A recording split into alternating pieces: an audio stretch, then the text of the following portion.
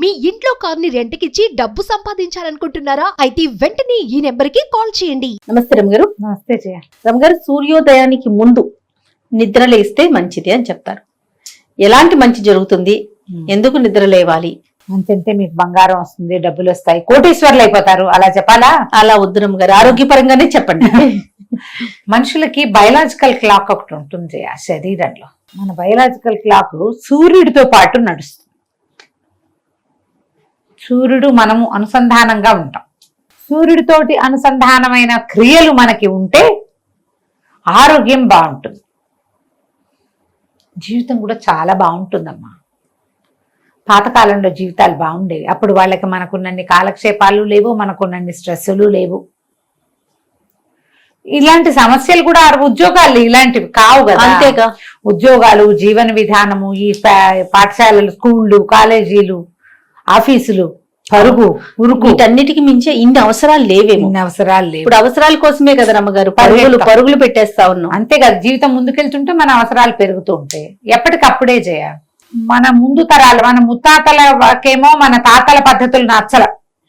ఏమిటి వీళ్ళు ఇలా చేస్తున్నారు అనిపించేది. మన తాతలకి మన నాన్నల పద్ధతులు నచ్చేవి కాదు. వీళ్ళు చదువులు ఏమిటి, ఈ కాలేజీలు ఏమిటి, గోళ ఏమిటని. మన నాన్నలకి మనం నచ్చం. మన విధానాలని ఏదో పిచ్చి ధోరణిలో పడిపోతారు పిల్లలు అనిపిస్తుంది. మనకి మన తర్వాత తరం నచ్చదు. ఇది జరిగేది. పూర్వం పొద్దున్నే లేచేవాళ్ళు అంట. పూర్వం కాదు, ఇప్పటికి కూడా భారతదేశ జనాభాలో 50% కంటే ఎక్కువ జనం పొద్దున్నే లేస్తారు. ఖచ్చితంగా 50% కంటే ఎక్కువ జనము తెల్లవారే లేస్తారు, సూర్యుడితో పాటే లేస్తారు. సూర్యుడితో పాటే పడుకోవాలనే నియమం కూడా ఇది వరకు ఉండేది. ఆయన పాతకు 6, 6:15, 6:30 అలా వెళ్ళిపోయేవాడు వెనక్కి. మన వాళ్ళు ఆ టైంకి అన్నం తినేసేవాళ్ళు. అవును, మనం ఒక్కళ్ళమే. తెలుగు వాళ్ళ సామెతలే కాదు, గూట్లో దీపం నోట్లో ముద్ద, తెలుగు వాళ్ళ సామెత ఒకటే కాదు, అందరూ ఇంచుమించు అన్ని రాష్ట్రాల్లోనూ అదే ఉండేది. ఎందుకంటే ఏ రాష్ట్రంలోనూ కరెంటు ఉండేది కాదు. కరెంటు లేదు. దీపాల వెలుగులో తినాలి, వండాలి. అందుకని కనువెలుగు ఉండగానే పొయ్యిలు అంటించేసుకుని వంటలు చేసేసుకునేవాళ్ళు. చంద్రుడు పూర్తిగా పైకి ఎక్కిపోకముందే పడుకునేవాళ్ళు. ఎర్లీ మార్నింగ్ లేచి పనిచేసేవాళ్ళు. పూర్వం మన పనులన్నీ కూడా వ్యవసాయ ఆధారిత దేశమే కదా ఉంది. మొదటిది వ్యవసాయము, రెండోది చేతి వృత్తులు. ఈ చేతి వృత్తుల పనులలో 50 to 70% పనులు వ్యవసాయానికి సంబంధించినవే కదా. అంచేత ఏం చేసేవాళ్ళు, వాళ్ళతో పాటే వీళ్ళు పొద్దునే లేచి పనిచేయాలి. పైగా రాత్రి 8 కాకుండా నిద్రపోయిన వాడికి పొద్దునే తెల్లారి 4ంటికి మెలకు రాదు. ఖచ్చితంగా వచ్చి ఆటోమేటిక్ గా వస్తుంది. క్రమంగా ఏమైంది, మనకి తరాలు మారిన కొందికి మనం ఈ విధానాలు ఇట్లా అవతలకి పోయినాయి. మన క్లాక్ జరిగిపోయింది. నువ్వు గమనించి జ్ఞాపకం చేసుకుంటే మీరు ఎవరైనా సరే, నేను ఒకదాన్ని చెప్పటం కాదు, నేను ఒకళ్ళ అంటం కూడా కాదు జయ, లోకం ఇట్లా మారుతూ ఉంటుంది. ఆ మారే లోకంలో మనం ఉన్నాం. అవును, మన తాతల నాడు లేదా మన నాన్నల నాడు, ఇప్పుడు మా నాన్న అంటే 90 years కనీసం, నా అంత కూతురు ఉండాలంటే 70+ ఉండాలి కదా తండ్రులకి. అప్పుడు మన చిన్నప్పుడు మన తాతగారులు ఎవరైనా ఎక్కువ మంది డయాబెటీస్ మాట విన్నామా? రేర్ గా ఒక డయాబెటీస్ కనబడేది, చాలా రేర్ గా జయ. డయాబెటిక్ వాళ్ళు చాలా రేర్ గా ఉండేవాళ్ళు. ఎవరికైనా ఒకళ్ళకి డయాబెటీస్ ఉంటే వాళ్ళ ఇంట్లో తర్వాత తరాల్లో ఎవరో ఒకళ్ళకో ఇద్దరికో కనపడేది. అంతే. స్కిన్ ప్రాబ్లమ్స్ వాళ్ళు తక్కువ, అనారోగ్యాలు తక్కువ, చిన్న వయసులోనే మంచాన పడి తీసుకున్న వాళ్ళు తక్కువ, అకాల మృత్యువులు తక్కువ. అప్పట్లో మనకు బాగా కనపడేవి ప్రసూతి మరణాలు. అవునండి. పురులలో చంటి పిల్లలు చనిపోవటాలు. అక్కడి నుంచి ఇంకొకటి ఏం కనిపించేది, ప్రమాదాలు కూడా ఇదివరకటికి తక్కువే. అప్పటి మసూచి ఇలాంటి అలా ఏదైనా ఒక పెద్ద ప్రాబ్లమ్స్ వచ్చినప్పుడు డయేరియా లాంటివి క్యూర్ కాక చనిపోయేవాళ్ళు. అవును, మసూచి అవి వచ్చినప్పుడు పోయారు కదా. చాలా ఊళ్ళు తుడిచిపెట్టుకుపోయినాయి అంటారు మసూచి అవి వచ్చినప్పుడు, కలరా అవి వచ్చినప్పుడు. తర్వాత వాటికి ఏదో క్యూర్ కనిపెట్టుకున్నాం మనం. తర్వాత మారింది లోకం. ఇప్పుడు జనరల్ గా అవి తక్కువ. ఇప్పుడు మనకి ఇంటింటికి డయాబెటీస్, ఇంటింటికి థైరాయిడ్, ఇంటింటికి స్పాండిలైటిస్, అందరికీ బీపీ, క్యాన్సర్లు విరివిగా వింటున్నాము. కాకపోతే ఏంటంటే ఇదివరకట్లాగా జ్వరం వస్తే చచ్చిపోవటము, అబార్షన్స్ అయితే చచ్చిపోవటము, అవి లేవు.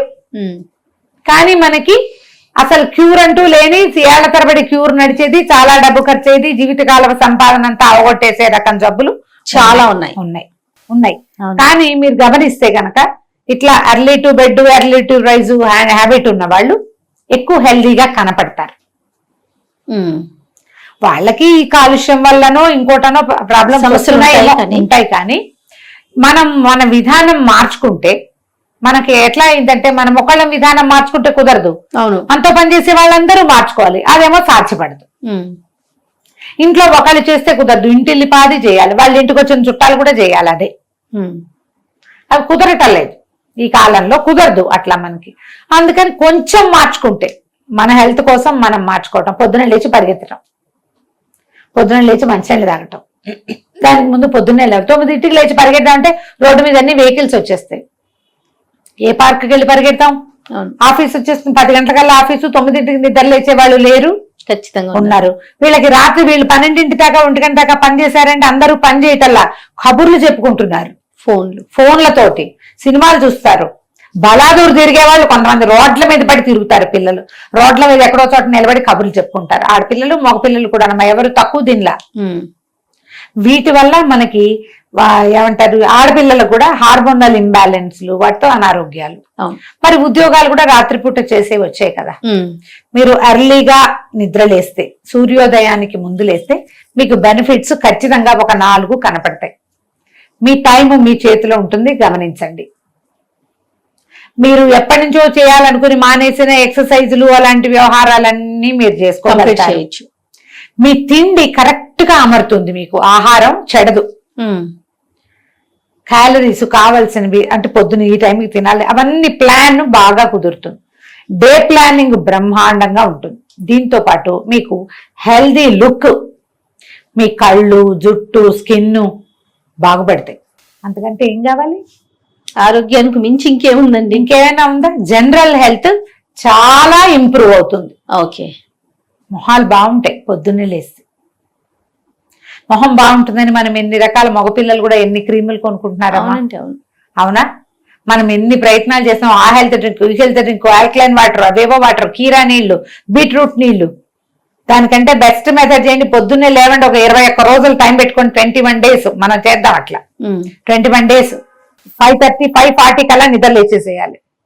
దానికోసం మీరు రాత్రి అర్లీగా పడుకోవాలి, డిన్నర్ ఎర్లీగా చేయాలి, డే ప్లానింగ్ మార్చుకోవాలి. మీరు ఒక 5-6 గనక ఇలా నిశ్చయం చేసుకుని ఒక చిన్న గ్రూప్ గా ఫామ్ అయ్యి ట్రై చేసి చూడండి. ఓకే, 21 రోజుల తర్వాత నేను చెప్పిన రిజల్ట్స్ లో ఏ ఒకటి మీకు కుదరకపోతే నిరభ్యంతరంగా మీ ఇష్టం వచ్చినట్టు మీరు చేసుకోండి. మీరు 5 ఉంటారుగా, 5 చేస్తాం, కనీసం 5 కదా ఈ బ్యాచ్, 5. ఇందులో 3కైనా నేను చెప్పిన కుదిరితే మిగిలిన 2 మనం సరిగ్గా తెలియదు తొండాడాం ఎక్కడోనని తెలుసుకోవాలి. అంతే కదా, చీట్ చేసినట్టు. చీటింగ్ కుదరదు, చీటింగ్ లేదు, నో చీటింగ్ ఇందులో. మామూలుగా చీట్ స్నాక్స్ తింటున్నాం, మీరు డైటింగ్ చేసేటప్పుడు చీట్ చేయటం, చీట్ ఫుడ్ లాగా చీట్ డైట్ చేస్తాం మనం, ఇక్కడ చేయొద్దు. రైట్. 21 రోజులు 5:30 కల్లా మీ అలారం మోగాలి, లేవాలి. ఒక ఇంట్లో ఒక ఫ్యామిలీలో 4-5 మెంబర్స్ ఉంటే మీరు పెట్టుకుని చూడండి. దీంట్లో ప్రెగ్నెన్సీలో కానీ, డెలివరీ తర్వాత కానీ, తర్వాత చంటి పిల్లలు, చిన్న పిల్లల తల్లులు, ఏదైనా దీర్ఘకాలమైన అనారోగ్యం ఉన్నవాళ్ళు, మెనోపాజ్ లో ఉన్నవాళ్ళు, వీళ్ళకి ఎక్స్క్యూజే, వాళ్ళ వల్ల అవ్వదు. అవును, కొంచెం పెద్దవాళ్ళు, రాత్రిళ్ళు మెలకు వచ్చేసేవాళ్ళు, నాకు 1 గంటకో 2కో మెలకు వస్తుంది, తర్వాత ఇంతే ఇట్లా చూస్తుంటాను నేను. లైట్ వేసుకుని ఏమైనా చదవబుద్ధి కాదు, నువ్వు చేస్తావు కదా ఆ పని, చదవబుద్ధి కాదు, నేను మంచం మీద పడుకుంటా. ఇక అది ఆలోచించి ఇది ఆలోచించి ముద్రలు పెట్టి ఏమిటో చేసి ఏం చేసినా నాకు 1-1:30 వరకు నిద్ర పట్టదు.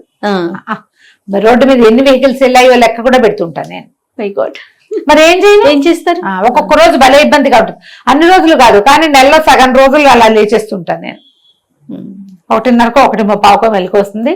తర్వాత పడితే గాఢ నిద్ర పడుతుందండి. తర్వాత గాఢ నిద్ర పడుతుంది. అప్పుడు నేనేమవుతాను, ఈ 1:30, 5:30 నుంచి వెనక్కి అంతే, అంత లేట్ అయిపోతా. అంతే కదండి. మరి నైట్ నిద్ర సరిపోకపోతే చాలదు కదా, నీరసం వచ్చేది. అందుకని ఇలా ట్రై చేసి చూడండి. ఎర్లీ మార్నింగ్ లేవటం వల్ల బెనిఫిట్స్ ఎవరో పెద్దకై వచ్చి చెప్పక్కర్లా. ఒక నెల రోజులో 21 రోజులో మీ అంతటా మీరు ట్రై చేసి తెలుసుకోండి. బెనిఫిట్ కనపడితే మనం ఏం చేస్తాం, ₹1 లాభం కనపడితే అదే చేస్తాం, అంతే కదా. అది చేయండి తప్పకుండా రమ్య గారు. అప్పుడు ఇండియా హెల్దీ ఇండియా అవుతుంది. నమస్తే. నమస్తే.